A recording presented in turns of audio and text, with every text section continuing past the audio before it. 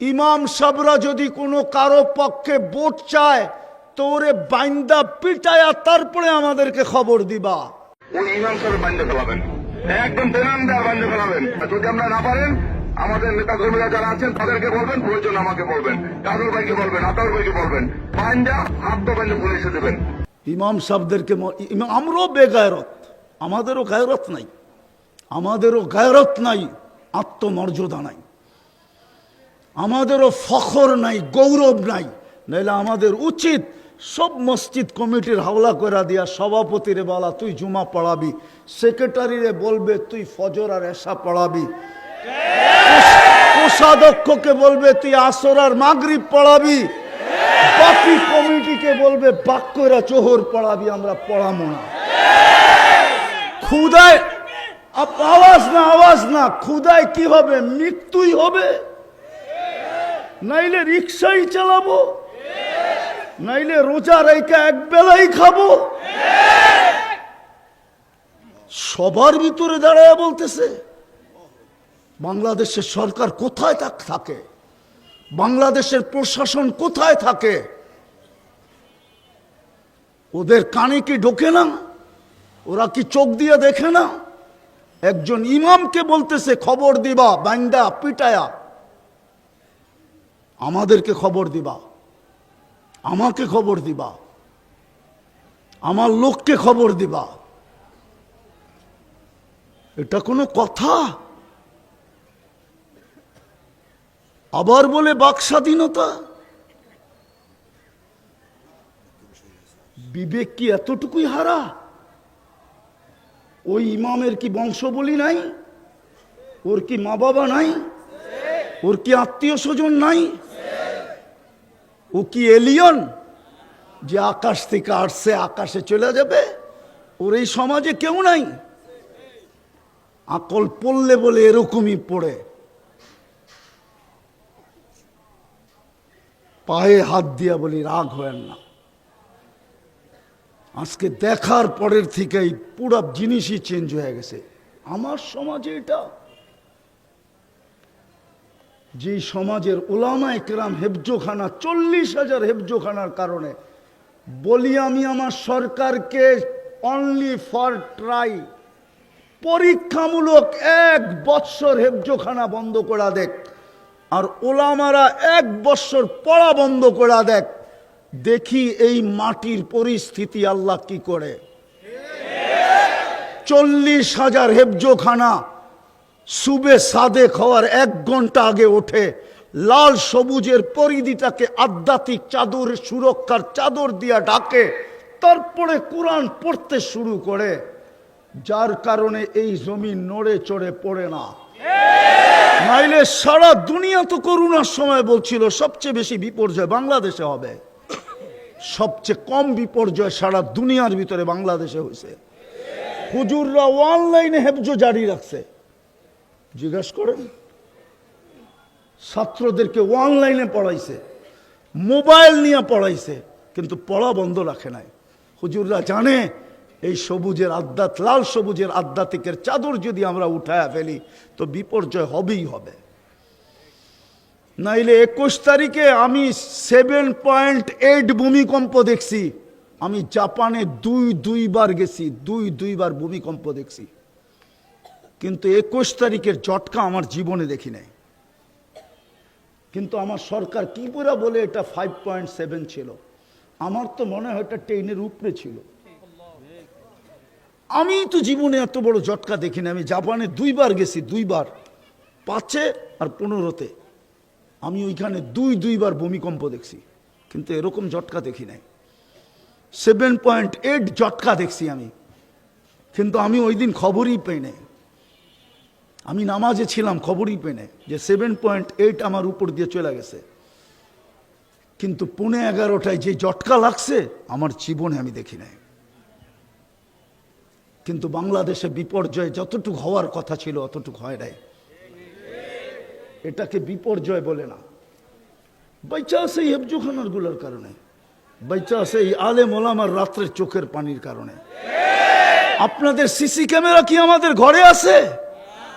আপনারা মনিটরিং করবেন তো করবেন কোত্থেকে? যান যান বাংলাদেশের শত শত আলেম রাত্রে মুসল্লায় পড়া শুধু একটা চিৎকার দিতে থাকে, इलाही किसी को सोने में मजा किसी को खाने में, हमें मजा आता है आखिर रात की रोने में। হাজারো ওলামা রাত্রে মুসল্লায় পড়া কাঁদতে থাকে, যার কারণে এই লাল সবুজের পতাকাটা বিপর্যয়ের থেকে বেঁচে আছে। নাইলে এতটুক জায়গা 18 কোটি মানুষ, আর যেখানে একজন আরেকজনকে ছোলায় খায়, ওটা বিপর্যয় হয়ে শেষ হয়ে যাওয়া দরকার ছিল। আজকে ওই ওলামাদেরকে বলতেছে পিটায়া বাইন্দা রাইখা খবর দিবা, তাও মসজিদের ইমাম। আমরা বেশি বলবো না, এতটুকুই বলবো, আল্লাহুম্মা আল্লাহুম্মা খুযহুম বিআখযিন আজিজ। তরজমা করলাম না, ওলামা তরজমা বুঝবে। আল্লাহকে এতটুকুই বলবো, আল্লাহুম্মা খুযহুম বিআখযিন আজিজ। এতটুকু জোরে আমিন বলেন, জোরে। পরশ পাথরের ছোঁয়া লাগলেই লোহা সোনা হয়, ঠিক আল্লাহর রহমতের ছোঁয়া লাগলেই মানুষ মানুষ হয়। নাইলে মানুষ হিসাবে জন্ম নিতে পারে, আদম শুমারিতে মানুষ হইতে পারে, কিন্তু যে আল্লাহ মানুষ হিসাবে জন্ম দিছেন, অস্তিত্ব দিছেন,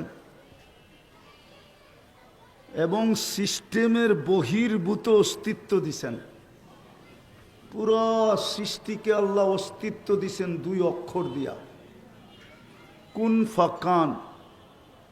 কুন বলতে হতে দেরি হয় নাই, আর কুন লিখতে 2টা অক্ষর লাগে শুধু, কাফ আর নুন। কিন্তু মানুষকে অস্তিত্ব দিছেন কুদরতি হাত দিয়া, ভালো মতে মনোযোগ দিয়া, কোনো আওয়াজ না। অল্পতেই গুছায়া নিয়ে আসবো, অল্পতেই। কেননা দীর্ঘ রাত পর্যন্ত, কালকে কর্মদিবস আছে, দীর্ঘ রাত পর্যন্ত আবাসিক এলাকায় কথা হইতে থাকুক, এটা আমি পছন্দ করি না। উচিত ছিল 11টার ভিতরেই অফ করে দেওয়া, কিন্তু এখন 11টার উপরে বাঁচতে চলছে, বিদায় লম্বা হবে না। তো যেটা বলতেছিলাম, যে মানুষটাকে কুদরতি হাত দিয়ে অস্তিত্ব দিলেন, সমগ্র সৃষ্টিকে 2 অক্ষর দিয়ে অস্তিত্ব দিলেন, সমগ্র সৃষ্টিকে তড়ি গড়ি 6 দিনে কমপ্লিট করলেন, 6 আইয়াম। আমি কোরআনের শব্দ দিতেছি। যেই মানুষটাকে 10 মাস সময় নিয়ে অস্তিত্ব দিলেন, সৃষ্টির ভিতরে সৌন্দর্যের ভান্ডারটা যে মানুষের উপরে ঢাইলা দিলেন, মানুষ সৃষ্টির ভিতরে সবচেয়ে সুন্দর।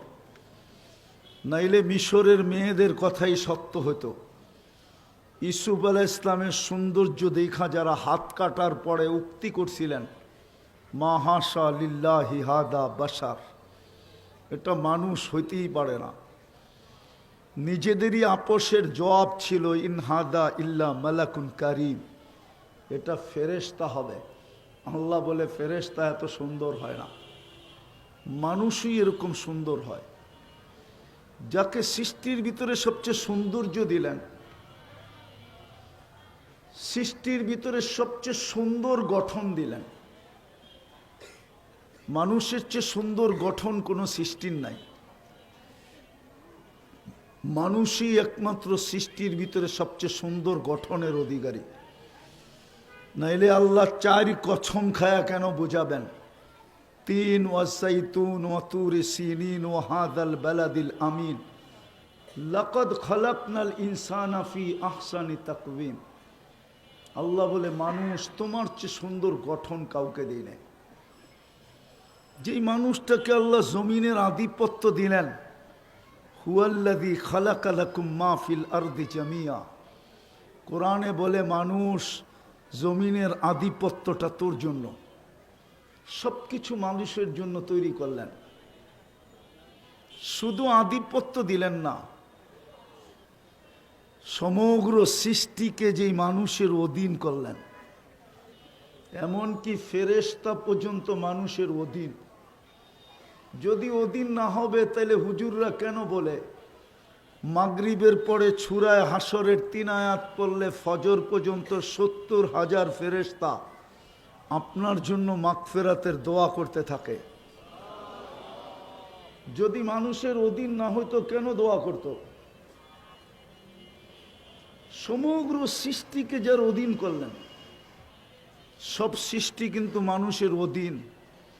নাইলে হাতির পিঠে ছোট একটা বাচ্চা কখনো ভিক্ষা করে বেড়াইতে পারতো না। হাতির তুলনায় ওই বাচ্চাটার কোনো পার্সেন্টেজ আসে না। বলুক শিক্ষিত মানুষগুলা কোনো পার্সেন্টেজ আসে কি না? আপনাদের মিরপুরে মনে হয় হাতি দিয়া ভিক্ষা টিক্ষা কেউ করে না, ঠিক না? ছোট বাচ্চাটার হাতির পিঠে বসা, হাতির তুলনায় ওর পার্সেন্টেজ কতটুকু? কিন্তু টাকাটা নিয়ে তো ওর হাতি দেয়। হাতিটা জানে পিঠে ছোট হইলে কি হবে, এটা আমার রাজা, আমি এর অধীন, একে আমি দিতে বাধ্য, উপর থেকে বাধ্য করছে। এই জন্যই টাকাটা নিয়ে ওকে দেয়া দেয়। ওই মানুষটাকে আল্লাহ কোনোদিন জানোয়ার বলতেন না। আরো 2 ডজন শোনানো যায়, কিন্তু সময়ের স্বল্পতার কারণে শুনাইতেছি না। ওই মানুষটাকে আল্লাহ কেন জানোয়ার বলবেন? উলাইকা কাল আনআম কেন বলবেন? যেই মানুষটা দুনিয়াতে নিজের ব্যক্তিত্ব নিয়ে করতে থাকে, কিন্তু আল্লাহর চোখে তো মানুষ নাও হতে পারে, আল্লাহর দৃষ্টিতে মানুষ নাও হতে পারে। আল্লাহ জানোয়ার কেন বলবেন? বালহুম আদল কেন বলবেন? জানোয়ারের চেয়েও নিচে। হায় হায়, জানোয়ারের চেয়েও নিচে মানুষ, জানোয়ারের চেয়েও নিচে। চোখে আঙ্গুল দিয়া দেখায়া দেওয়া যায়, দিব দেখায়া দিব? হ্যাঁ, যদি জানোয়ারের চেয়ে নিচে না হয় তো 1000 টাকার সবজি নিয়ে রোডে বসছে, ওর থেকে বখরা নেয় কি কইরা? বখরা। ও কি মানুষ? রাগ হয়ে যায় না, পায়ে হাত রাখি। বিবেকের পর্দা খুলতে চাইতেছি আমি এই অঞ্চলে আসি না। ঢাকায় আমার প্রোগ্রাম মনে হয় এই মিরপুরে 5টা 6টার ভিতরে এটা একটা হবে। রাগ হয় না, বুঝতে চেষ্টা করেন। আল্লাহর কাছে মানুষের দাম আছে, আপনাকে মানুষ হিসাবে অস্তিত্ব দিছে। যুবক, তুমি মানুষ হিসাবে জন্ম নিছো, মানুষ হইলে তোমার দাম হবে আল্লাহর কাছে, নাইলে দাম হবে না। আর আল্লাহ দাম মূল্য পরিশোধ করবে কোন দুনিয়ার কারেন্সি দিয়া না। দুনিয়ার কারেন্সি, দুনিয়ার সমস্ত কারেন্সি কাগজ, শুধু ছাপের পরিবর্তন। কমাও কমাও, আমি জানি তোমারে শয়তানে ধরবে। আমারও বলিয়াম আছে। দুনিয়ার সমস্ত কারেন্সি কাগজ, শুধু ছাপের পরিবর্তন। আমেরিকায় ছাপ দিলে ডলার হয়, ইংল্যান্ডে ছাপ দিলে পাউন্ড হয়, ইউরোপে ছাপ দিলে ইউরো হয়, সৌদি আরব ছাপ দিলে রিয়াল হয়, কুয়েত ছাপ দিলে দিনার হয়, মালয়েশিয়ায় ছাপ দিলে রিঙ্গিত হয়, আর আমরা ছাপ দিলে টাকা হয়, টাকা। আল্লাহ মূল্য পরিশোধ কারেন্সি দিয়ে করবে না। আমি তো মাঝে মাঝে ভাবি সোনা আলাদেরকে, স্বর্ণের দোকান আলাদেরকে নিয়ে, যে ওরা কত বড় বেউকুফ, কাগজের বিনিময়ে সোনা হাতে উঠায় দেয় কি করে? যুক্তিতে তো বলে না। স্বর্ণ তো বেচা উচিত ছিল স্বর্ণের মতো কোনো জিনিসের বিনিময়ে। কাগজের ভ্যালু কি? কোনো ভ্যালু আছে? আপনি আমাকে যুক্তি দিয়া বুঝান, কিন্তু করবে কি? দুনিয়ার রীতি এটা, নীতি এটা। আল্লাহ বলে তোমার মূল্য আমি দুনিয়ার কারেন্সি দিয়া পরিশোধ করব না, জান্নাত দিয়া করব, জান্নাত। এই যুবকরা তো জান্নাত চিনে না।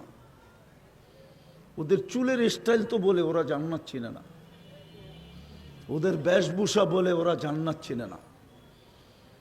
ওরা যদি জান্নাত চিনতো, হায় হায় 31st নাইটের প্ল্যান এখন থেকে করতো না। ওরা জান্নাত চিনে না তো। ওদের চুলের স্টাইল বলে, ওদের চলাফেরা বলে, ওদের পোশাক আশাক বলে ওরা জান্নাত চিনে না।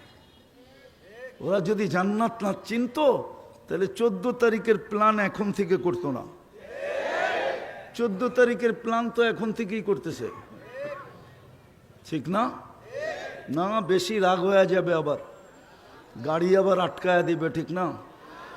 অবস্থা এমনিই খারাপ, 999 আবার ফোন করতে হবে। তোরা তো 14 তারিখ করতো না, কসম। ওরা তো জান্নাত চিনে না, আমার জাতি জান্নাত চিনে না। মুসলমান জান্নাত শব্দটা জানে কিন্তু চিনে না। যদিও এই উম্মত জান্নাতের জন্য তৈরি, জান্নাতের জন্য যদি তৈরি না হইতো তাহলে আমাদের নবীজিকে নিয়ে জান্নাত দেখানো হতো না।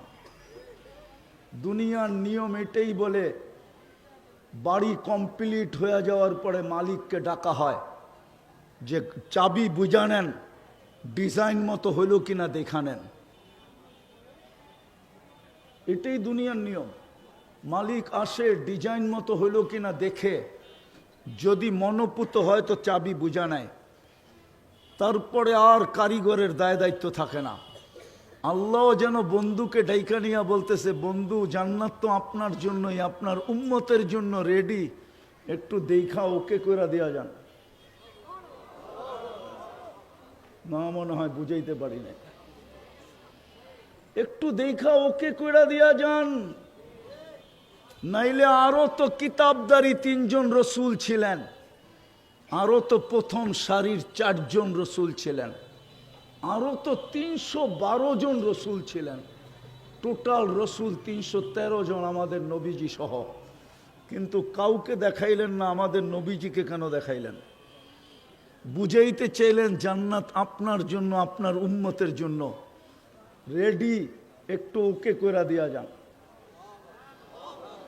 যদি ডিজাইন চেঞ্জ করতে হয় এখনই বলে দেন, নাইলে যখন উম্মত ঢুকা যাবে তখন আর কমপ্লেইন চলবে না। এই জন্য মনে হয় জান্নাত ঘুরায় নিয়ে আসছেন।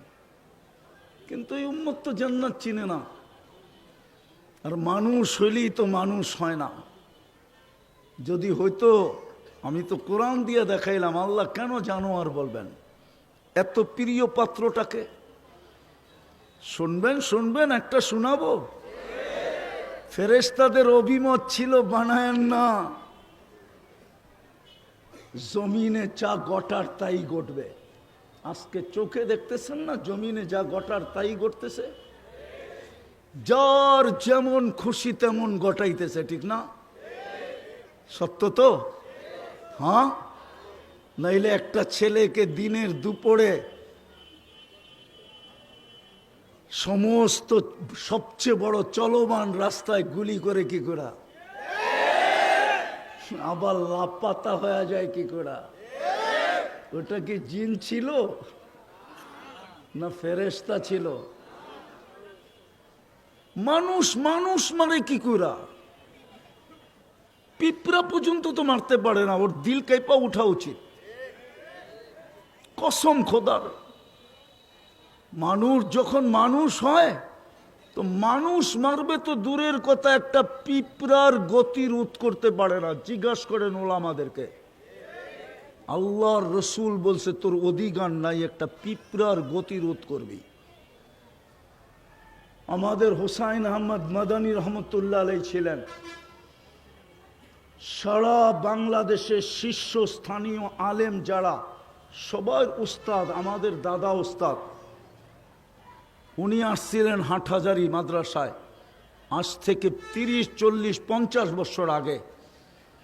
তখন আর এই নলের সিস্টেম ছিল না, পুষ্কুনিতে উজু করতে হতো লোটা নিয়া। উনি উজু করতেছিলেন হাটহাজারীর পুষ্কুনিতে। অন্যদিকে ওনার চোখে পড়ছে একটা পিঁপড়া হাবুডুবু খাইতেছে। উনি কাউকে কিচ্ছু বলেন নাই, উঠা চলে গেছেন।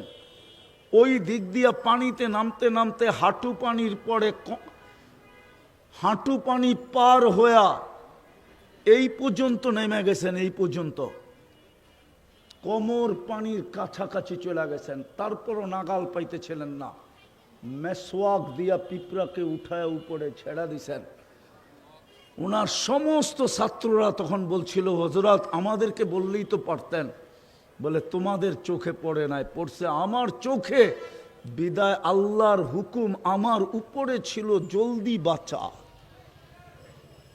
একটা পিঁপড়াকে হাবুডুবু খায়া মরতে যারা দেন না, যেই মানুষের প্রতি আল্লাহর এই হুকুম, ওই মানুষ মারে কি করে? ওই মানুষের উপরে জুলুম করে কি করে?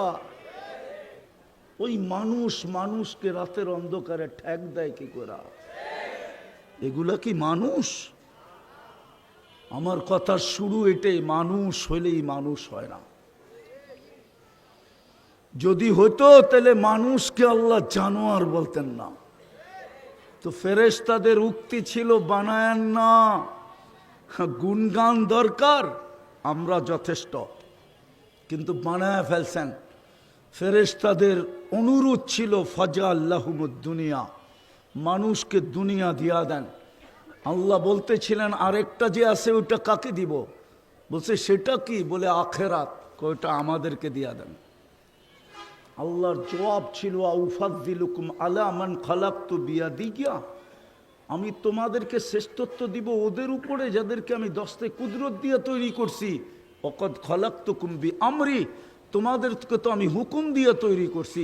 হাতের জিনিসের উপরে হুকুমের জিনিসকে শ্রেষ্ঠত্ব দেওয়া যায় না। তো বলছে আল্লাহ আপনার সিদ্ধান্ত। বলে জাআলতু লাহুমুদ দুনিয়া ওয়াল আখিরা, আমি দুনিয়াও দিলাম আখিরাতও দিলাম। তো ফেরেশতাদের চিৎকার বাহির হয়ে গেছে, আমরা কি কাজে নিয়োজিত হব?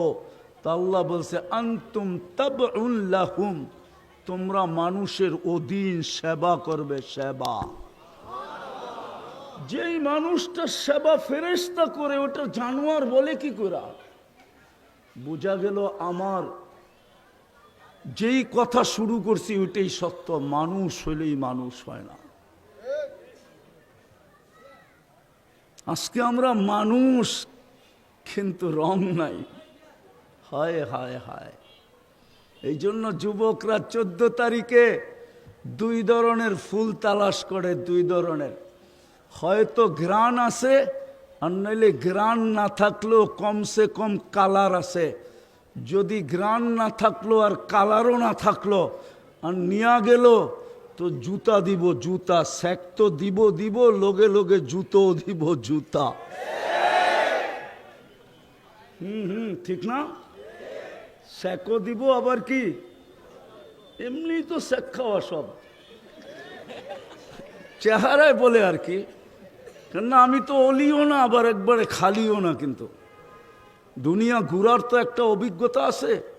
আবার আমার চশমাও 2টা, একটা ভিতরে অপারেশন করে লাগানো আছে, আর একটা বাহিরে। এই জন্য একটু বেশি দেখি আর কি। ওদের চেহারা দেখলে বোঝা যায় কয়বার স্যাক খাইছে।